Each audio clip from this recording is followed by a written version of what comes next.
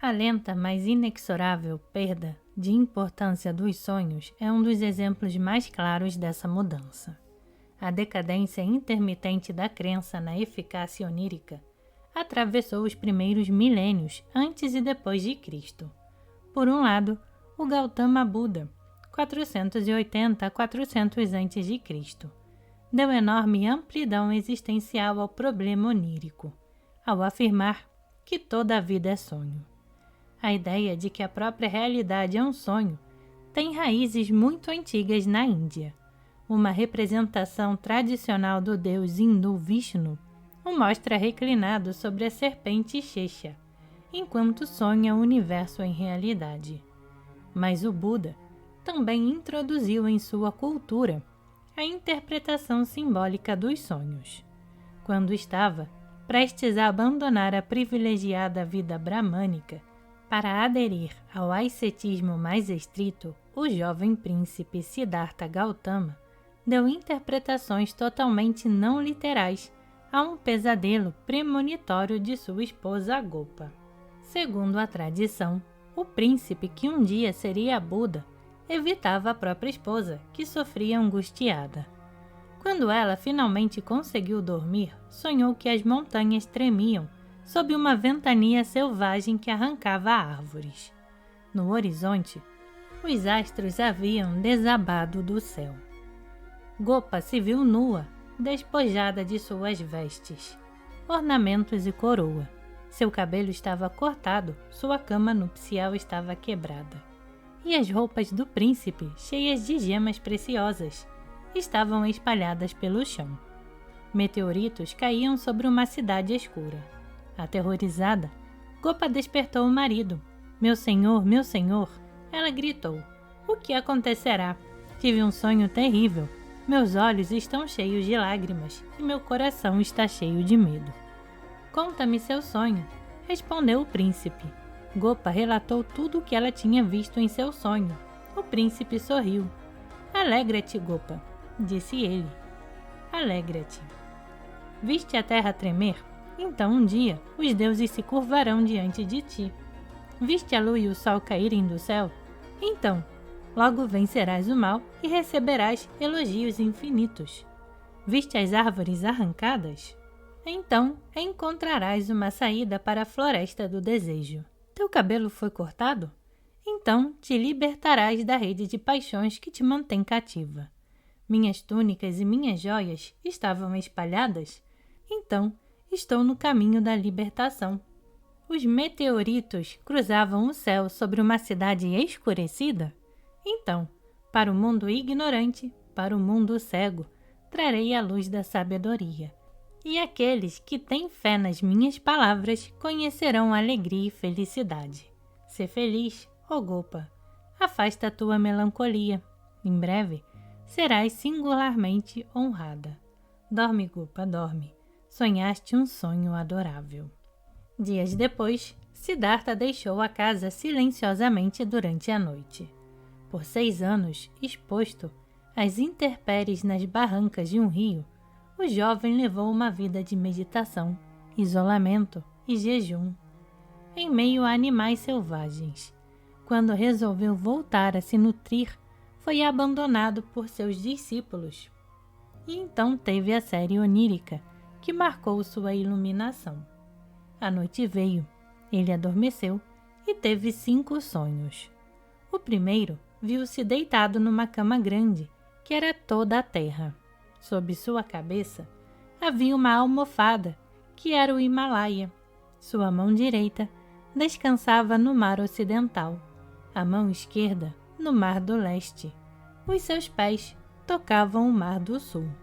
Então ele viu um junco saindo do seu umbigo, e o junco cresceu tão rápido que logo chegou ao céu. Então viu vermes rastejando sobre suas pernas, cobrindo-as por completo. Então viu pássaros voando em sua direção, surgindo de todos os pontos do horizonte. E quando os pássaros estavam perto de sua cabeça, pareciam ser de ouro. Finalmente, viu-se ao pé de uma montanha de imundície e excremento. Ele escalou a montanha alcançou o cume, desceu, e nem a imundície nem o excremento o contaminaram. Ele acordou, e a partir desses sonhos soube que chegara o dia em que, tendo alcançado o supremo conhecimento, se tornaria um Buda. Vale notar que a interpretação dada pelo budismo para os sonhos é simbólica, diferindo muito das interpretações literais típicas do brahmanismo antigo. O sonho da montanha de excrementos, por exemplo, demandaria complicados rituais de purificação se fosse interpretado literalmente. Visto pela ótica budista, o sonho representa as roupas, objetos e, sobretudo, relações deixadas para trás por Siddhartha, o despojamento dos desejos e expectativas que condicionavam a experiência espiritual. Na China, berço de uma arraigada tradição de divinação onírica, o sábio conhecido como Mestre Zhuang, 369 a 286 a.C., apresentou o problema do sonho de uma nova forma.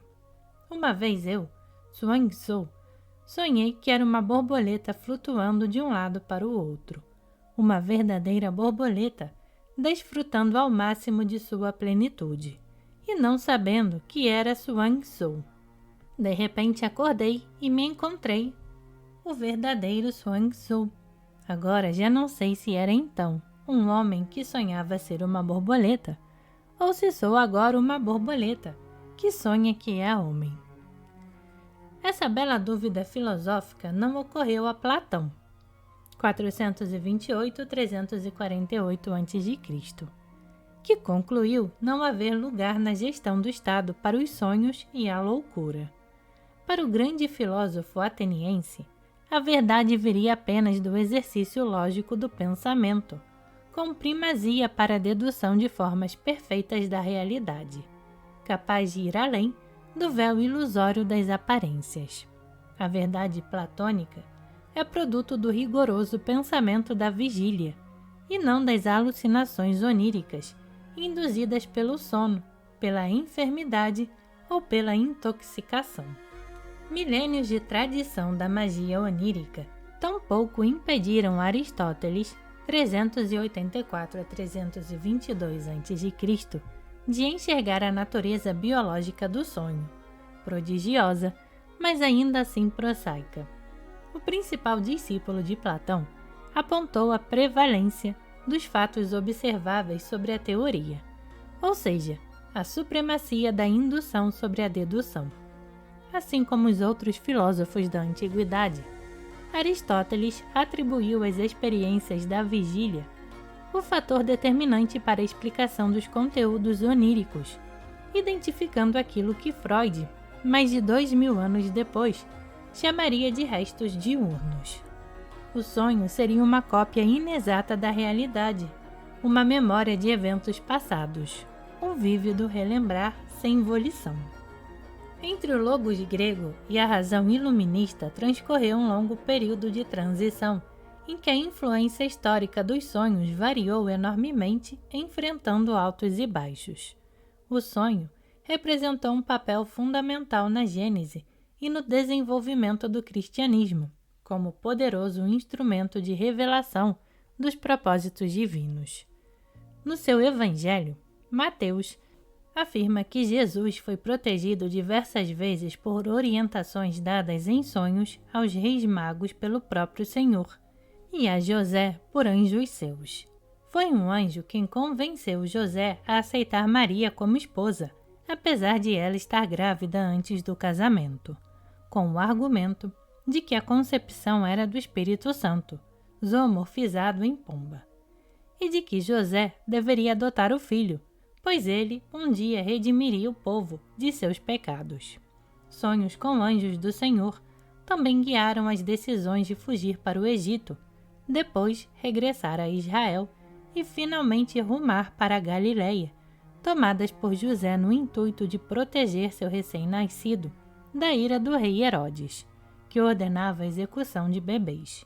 Embora não haja registros dos sonhos do próprio Jesus, os evangelhos apresentam um relato onírico que poderia ter mudado o curso de sua vida e, portanto, da história.